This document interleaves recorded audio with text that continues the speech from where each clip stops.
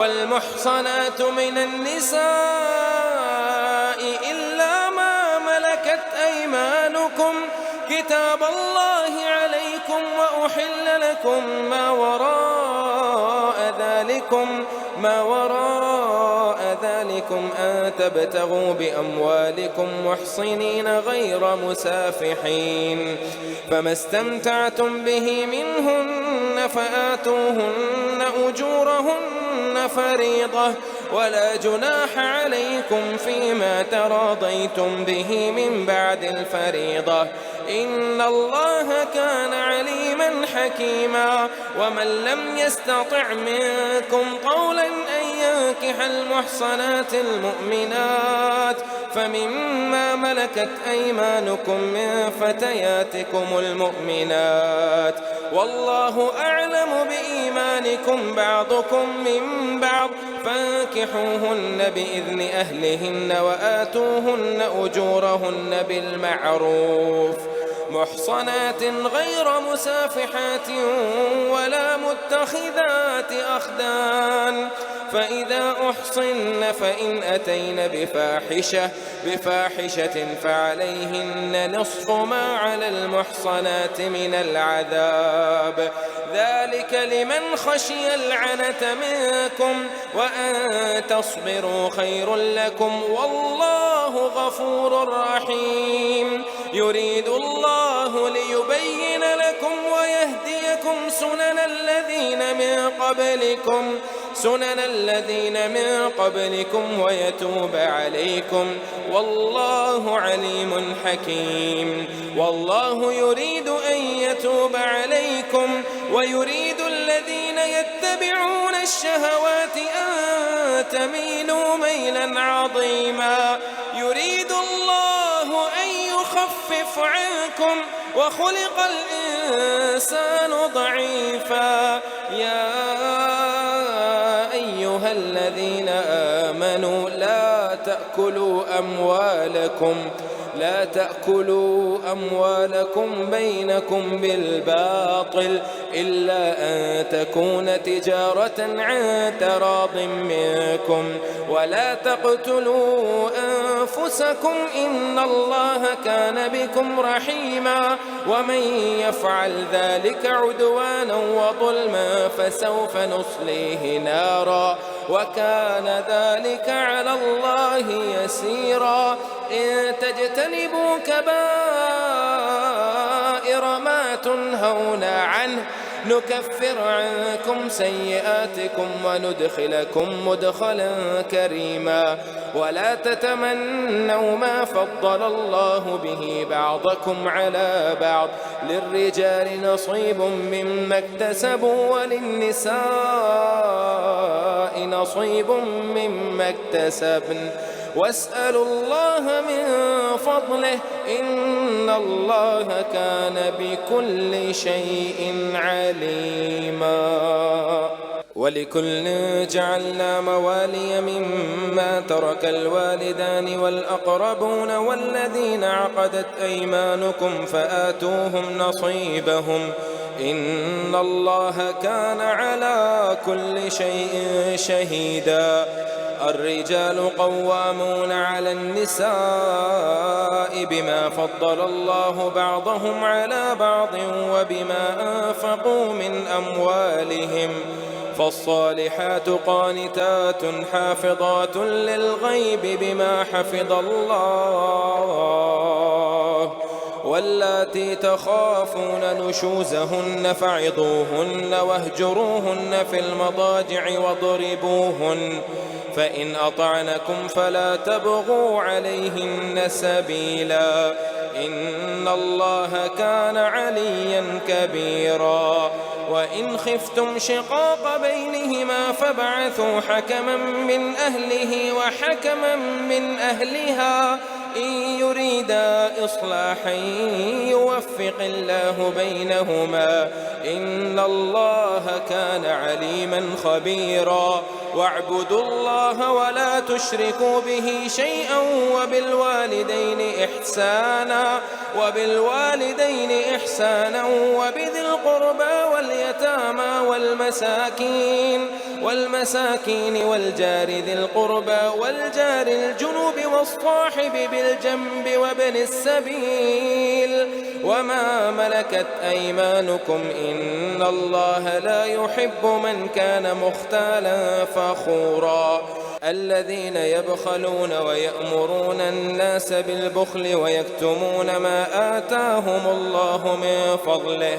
وأعتدنا للكافرين عذابا مهينا والذين ينفقون أموالهم رئاء الناس ولا يؤمنون بالله ولا باليوم الآخر ومن يكن الشيطان له قرينا فساء قرينا وماذا عليهم لو آمنوا بالله واليوم الآخر وأنفقوا مما رزقهم الله وكان الله بهم عليما إن الله لا يظلم مثقال ذرة وإن تك حسنة يضاعفها ويؤت من لدنه أجرا عظيما فكيف إذا جئنا من كل أمة بشهيد وجئنا بك على هؤلاء شهيدا يومئذ يود الذين كفروا وعصوا الرسول لو تسوى بهم الأرض ولا يكتمون الله حديثا يا أيها الذين آمنوا لا تقربوا الصلاة وأنتم سكارى حتى تعلموا ما تقولون ولا جنبا إلا عابري سبيل حتى تغتسلوا وإن كنتم مرضى أو على سفر أو جاء أحد منكم من الغائط أو لامستم النساء فلم تجدوا ماء فتيمموا صعيدا طيبا فامسحوا بوجوهكم وأيديكم إن الله كان عفوا غفورا ألم تر إلى الذين أوتوا نصيبا من الكتاب يشترون الضلالة ويريدون أن تضلوا السبيل والله أعلم بأعدائكم وكفى بالله وليا وكفى بالله نصيرا من الذين هادوا يحرفون الكلم عن مواضعه ويقولون سمعنا وعصينا واسمع غير مسمع وراعنا ليا بألسنتهم وطعنا في الدين ولو أنهم قالوا سمعنا وأطعنا واسمع وانظرنا لكان خيرا لهم وأقوم ولكن لعنهم الله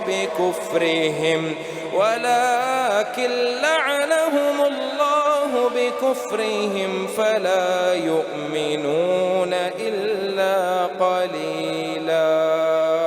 يا أيها الذين أوتوا الكتاب آمنوا بما نزلنا مصدقا لما معكم من قبل أن نطمس وجوها فنردها على أدبارها أو نلعنهم كما لعنا أصحاب السبت وكان أمر الله مفعولا إن الله لا يغفر أن يشرك به ويغفر ما دون ذلك لمن يشاء ومن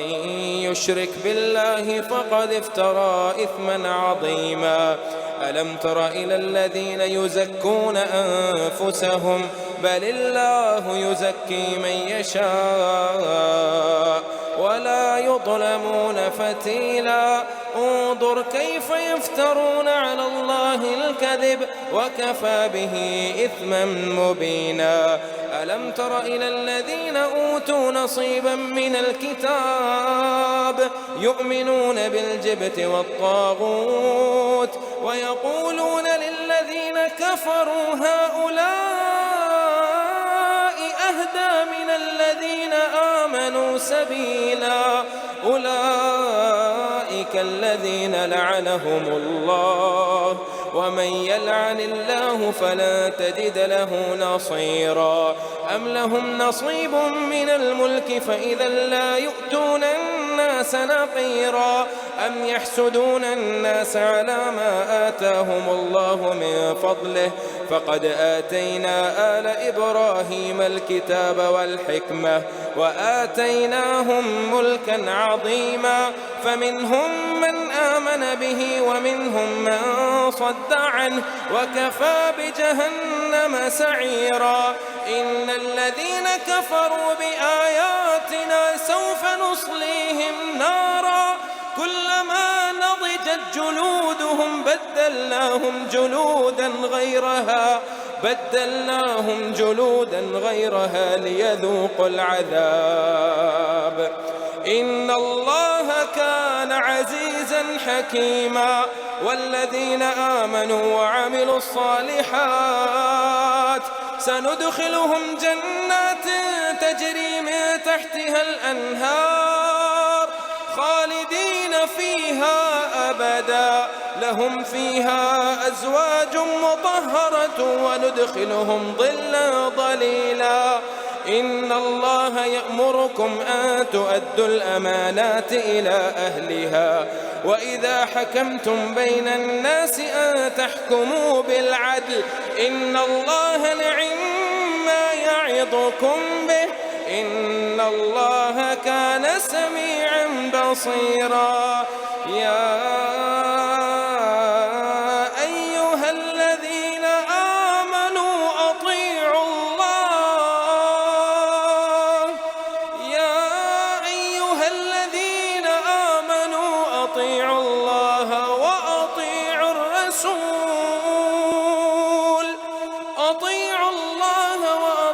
الرسول وأولي الأمر منكم فإن تنازعتم في شيء فردوه إلى الله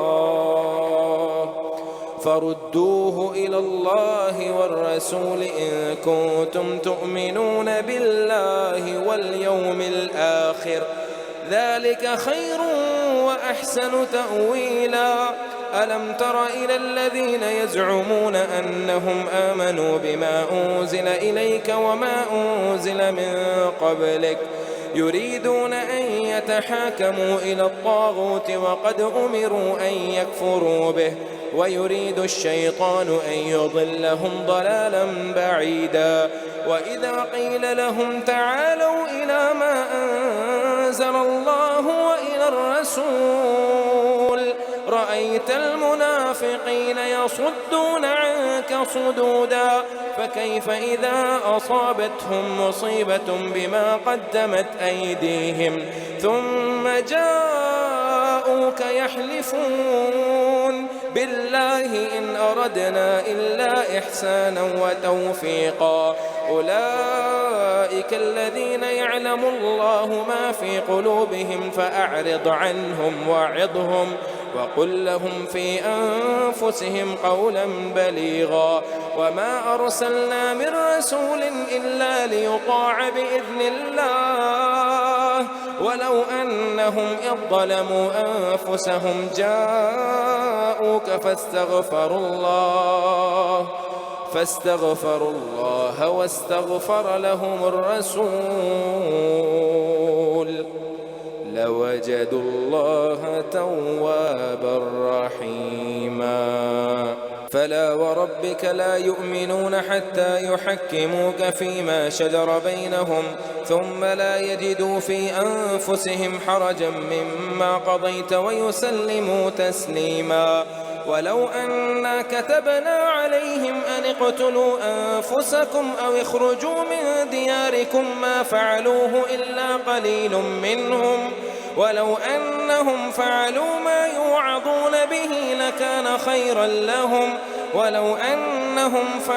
ما يوعظون به لكان خيرا لهم وأشد تثبيتا وإذا لآتيناهم من لدنا أجرا عظيما ولهديناهم صراطا مستقيما. ومن يطع الله والرسول فأولئك مع الذين أنعم الله عليهم من النبيين والصديقين والشهداء والصالحين وحسن أولئك رفيقا. ذلك الفضل من الله وكفى بالله عليما. يا أيها الذين آمنوا خذوا حذركم فانفروا ثبات أو انفروا جميعا وإن منكم لمن ليبطئن فإن أصابتكم مصيبة قال قد أنعم الله علي إذ لم أكن معهم شهيدا ولئن أصابكم فضل من الله ليقولن كأن لم تكن بينكم وبينه مودة يا ليتني كنت معهم فأفوز فوزا عظيما. فليقاتل في سبيل الله الذين يشرون الحياة الدنيا بالآخرة ومن يقاتل في سبيل الله فيقتل أو يغلب فسوف نؤتيه أجرا عظيما. وما لكم لا تقاتلون في سبيل الله والمستضعفين من الرجال والنساء والولدان الذين يقولون ربنا أخرجنا من هذه القرية الظالم أهلها واجعل لنا من لدنك وليا واجعل لنا من لدنك نصيرا. الذين آمنوا يقاتلون في سبيل الله والذين كفروا يقاتلون في سبيل الطاغوت فقاتلوا أولياء الشيطان إن كيد الشيطان كان ضعيفا. ألم تر إلى الذين قيل لهم كفوا أيديكم وأقيموا الصلاة وآتوا الزكاة فلما كتب عليهم القتال إذا فريق منهم يخشون الناس كخشية الله أو أشد خشية وقالوا ربنا لم كتبت علينا القتال لولا أخرتنا إلى أجل قريب قل متاع الدنيا قليل والآخرة خير لمن اتقى ولا تظلمون فتيلا أينما تكونوا يدرككم الموت ولو كنتم في بروج مشيدة وإن تصبهم حسنة يقولوا هذه من عند الله وإن تصبهم سيئة يقولوا هذه من عندك قل كل من عند الله فما لهؤلاء القوم لا يكادون يفقهون حديثا.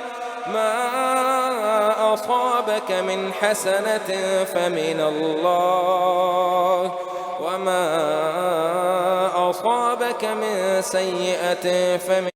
نفسك وأرسلناك للناس رسولا وكفى بالله شهيدا. من يطع الرسول فقد أطاع الله ومن تولى فما أرسلناك عليهم حفيظا. ويقولون طاعة فإذا برزوا من عندك بيت طائفة منهم غير الذي تقول والله يكتب ما يبيتون فأعرض عنهم وتوكل على الله وكفى بالله وكيلا. أفلا يتدبرون القرآن ولو كان من عند غير الله لوجدوا فيه اختلافا كثيرا. وإذا جاءهم أمر من الأمن أو الخوف أذاعوا به ولو ردوه إلى الرسول وإلى أولي الأمر منهم لعلمه الذين يستنبطونه منهم ولولا فضل الله عليكم ورحمته لاتبعتم الشيطان إلا قليلا فقاتل في سبيل الله لا تكلف إلا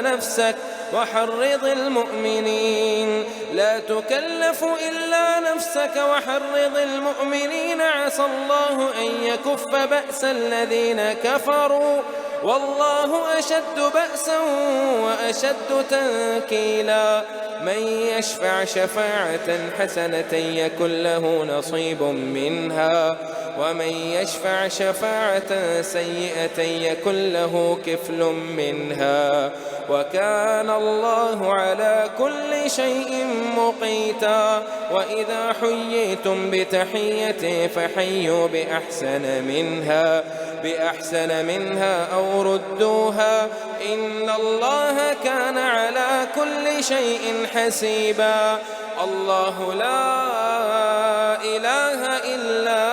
هو ليجمعنكم إلى يوم القيامة لا ريب فيه ومن أصدق من الله حديثا فما لكم في المنافقين فئتين والله أركسهم بما كسبوا أتريدون أن تهدوا من أضل الله ومن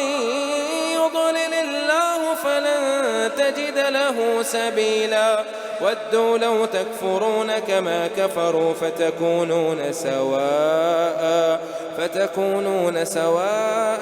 فلا تتخذوا منهم أولياء حتى يهاجروا في سبيل الله فإن تولوا فخذوهم واقتلوهم حيث وجدتموهم ولا تتخذوا منهم وليا ولا نصيرا إلا الذين يصلون إلى قوم بينكم وبينهم ميثاق أو جاءوكم حصرت صدورهم أن يقاتلوكم أو يقاتلوا قومهم ولو شاء الله لسلطهم عليكم فلقاتلوكم فإن اعتزلوكم فلم يقاتلوكم وألقوا إليكم السلم فما جعل الله لكم عليهم سبيلا ستجدون آخرين يريدون أن يأمنوكم ويأمنوا قومهم كلما ردوا إلى الفتنة أركسوا فيها فإن لم يعتزلوكم ويلقوا إليكم السلم ويكفوا أيديهم فخذوهم واقتلوهم حيث ثقفتموهم وأولئكم جعلنا لكم عليهم سلطانا مبينا وما كان لمؤمن أن يقتل مؤمنا إلا خطأ ومن قتل مؤمنا خطأ فتحرير رقبة مؤمنة ودية مصلمة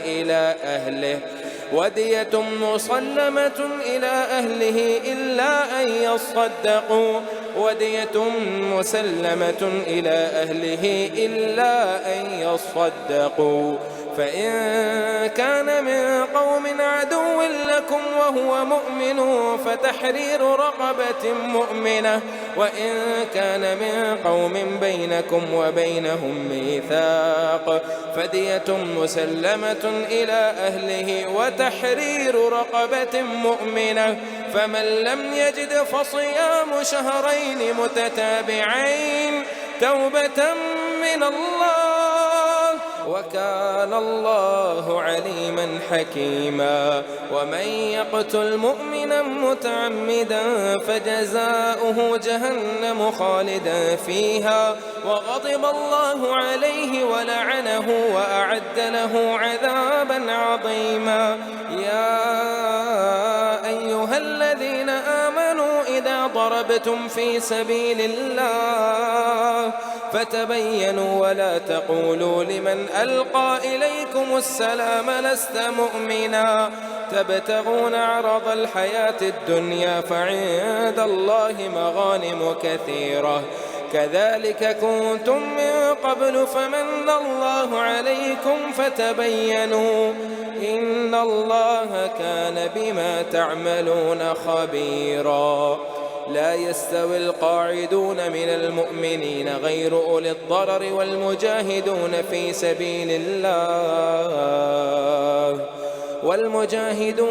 سبيل الله بأموالهم وأنفسهم فضل الله المجاهدين بأموالهم وأنفسهم على القاعدين درجة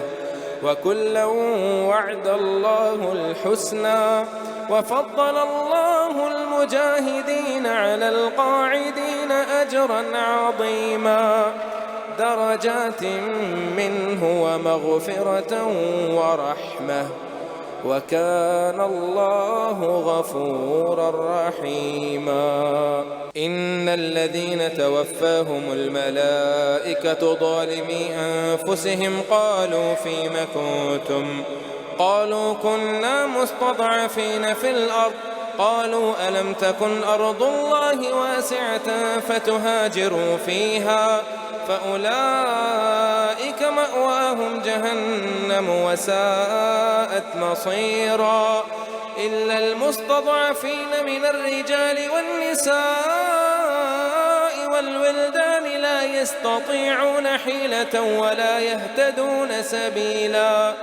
فأولئك عسى الله أن يعفو عنهم وكان الله عفوا غفورا. ومن يهاجر في سبيل الله يجد في الأرض مراغما كثيرا وسعة ومن يخرج من بيته مهاجرا إلى الله ورسوله ثم يدركه الموت فقد وقع أجره على الله وكان الله غفورا رحيما. وإذا ضربتم في الأرض فليس عليكم جناح أن تقصروا من الصلاة إن خفتم أن يفتنكم الذين كفروا إن الكافرين كانوا لكم عدوا مبينا. وإذا كنت فيهم فأقمت لهم الصلاة فلتقم طائفة منهم معك وليأخذوا أسلحتهم فإذا سجدوا فليكونوا من ورائكم ولتأت طائفة أخرى لم يصلوا فليصلوا معك وليأخذوا حذرهم وأسلحتهم ود الذين كفروا لو تغفلون عن أسلحتكم وأمتعتكم فيميلون عليكم ميلة واحدة ولا جناح عليكم إن كان بكم أذى من مطر أو كنتم مرضى أن تضعوا أسلحتكم وخذوا حذركم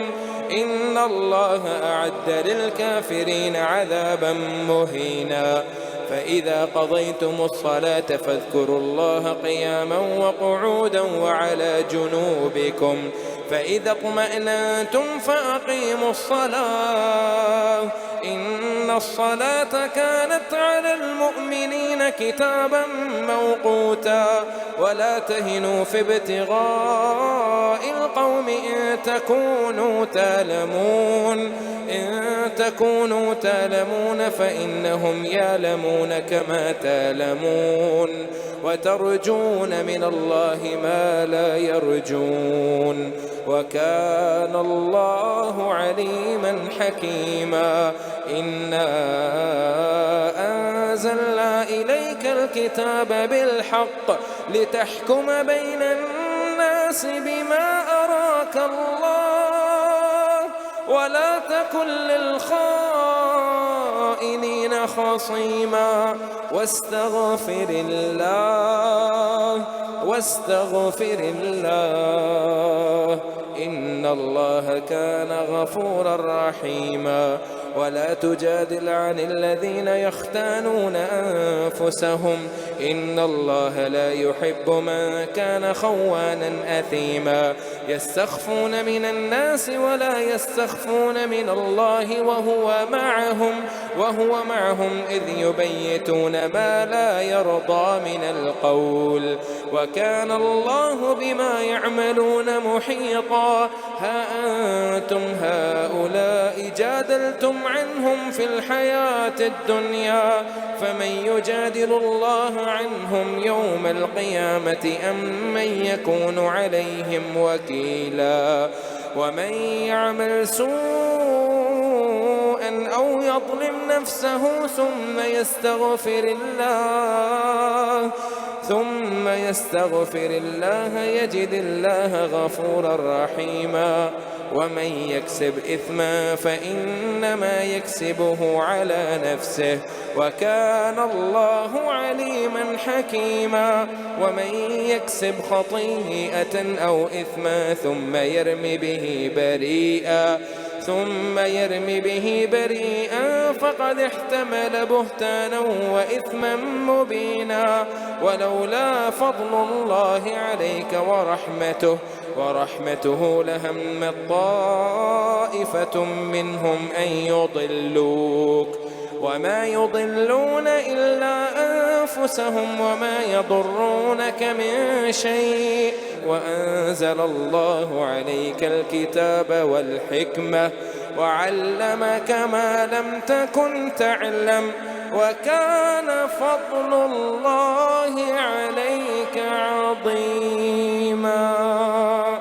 لا خير في كثير من نجواهم إلا من أمر بصدقة أو معروف أو إصلاح بين الناس ومن يفعل ذلك ابتغاء مرضات الله فسوف نؤتيه أجرا عظيما.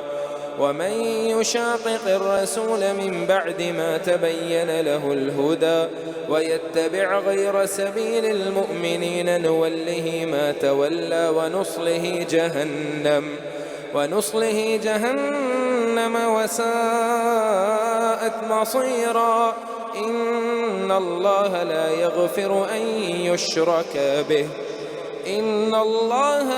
يغفر أن يشرك به ويغفر ما دون ذلك لمن يشاء ومن يشرك بالله فقد ضل ضلالا بعيدا. إن يدعون من دونه إلا إناثا وإن يدعون إلا شيطانا مريدا لعنه الله وقال لأتخذن من عبادك نصيبا مفروضا. ولأضلنهم ولأمنينهم ولآمرنهم فليبتكن آذان الأنعام ولآمرنهم فليغيرن خلق الله. ومن يتخذ الشيطان وليا من دون الله فقد خسر خسرانا مبينا. يعدهم ويمنيهم وما يعدهم الشيطان إلا غرورا. أولئك مأواهم جهنم ولا يجدون عنها محيصا. والذين آمنوا وعملوا الصالحات سندخلهم جنات تجري من تحتها الأنهار خالدين فيها أبدا وعد الله حقا ومن أصدق من الله قيلا. ليس بأمانيكم ولا أماني أهل الكتاب من يعمل سوءا يجز به ولا يجد له من دون الله وليا ولا نصيرا. ومن يعمل من الصالحات من ذكر أو أنثى وهو مؤمن فأولئك يدخلون الجنة ولا يظلمون نقيرا. ومن أحسن دينا ممن أسلم وجهه لله وهو محسن واتبع ملة إبراهيم حنيفا واتخذ الله إبراهيم خليلا. ولله ما في السماوات وما في الأرض وكان الله بكل شيء محيطا. ويستفتونك في النساء قل الله يفتيكم فيهن وما يتلى عليكم في الكتاب في يتامى النساء اللاتي لا تؤتونهن ما كتب لهن وترغبون أن تنكحوهن والمستضعفين من الولدان وأن تقوموا لليتامى بالقسط وما تفعلوا من خير فإن الله كان به عليما. وإن امرأة خافت من بعدها نشوزا أو إعراضا فلا جناح عليهما أن يصلحا بينهما صلحا والصلح خير وأحضرت الأنفس الشح وإن تحسنوا وتتقوا فإن الله كان بما تعملون خبيرا. ولا تستطيعوا أن تعدلوا بين النساء ولو حرصتم فلا تميلوا كل الميل فتذروها كالمعلقة. وإن تصلحوا وتتقوا فإن الله كان غفورا رحيما. وإن يتفرقا يغن الله كلا من سعته وكان الله واسعا حكيما. ولله ما في السماوات وما في الأرض ولقد وصينا الذين أوتوا الكتاب من قبلكم وإياكم أن اتقوا الله وإن تكفروا فإن لله ما في السماوات وما في الأرض وكان الله غنيا حميدا. ولله ما في السماوات وما في الأرض وكفى بالله وكيلا. إن يشأ يذهبكم أيها الناس ويأت بآخرين وكان الله على ذلك قديرا. من كان يريد ثواب الدنيا فعند الله ثواب الدنيا والآخرة وكان الله سميعا بصيرا. يا أيها الذين آمنوا كونوا قوامين بالقسط شهداء لله ولو على أنفسكم أو الوالدين والأقربين إن يكن غنيا أو فقيرا فالله أولى بهما فلا تتبعوا الهوى أن تعدلوا وإن تلووا أو تعرضوا فإن الله كان بما تعملون خبيرا. يا أيها الذين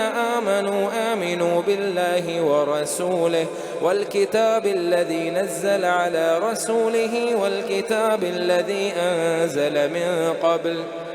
ومن يكفر بالله وملائكته وكتبه ورسله واليوم الآخر فقد ضل ضلالا بعيدا. إن الذين آمنوا ثم كفروا ثم آمنوا ثم كفروا ثم ازدادوا كفرا لم يكن الله ليغفر لهم ولا ليهديهم سبيلا. بشر المنافقين بأن لهم عذابا أليما. الذين يتخذون الكافرين أولياء من دون المؤمنين أيبتغون عندهم العزة فإن العزة لله جميعا. وقد نزل عليكم في الكتاب أن إذا سمعتم آيات الله يكفر بها ويستهزأ بها فلا تقعدوا معهم حتى يخوضوا في حديث غيره إنكم إذا مثلهم إن الله جامع المنافقين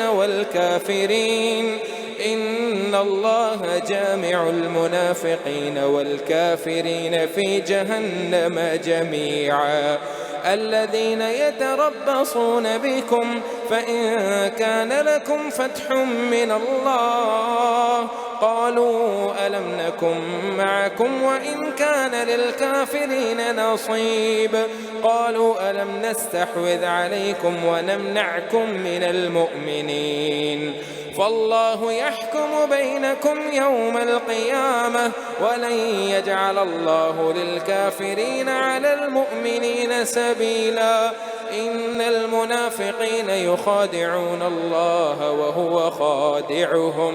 وإذا قاموا إلى الصلاة قاموا كسالى يراءون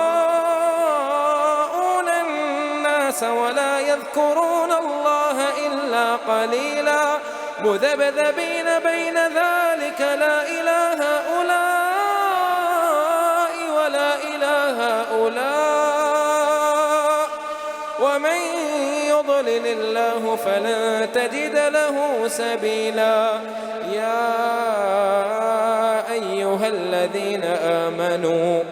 يا أيها الذين آمنوا لا تتخذوا الكافرين أولياء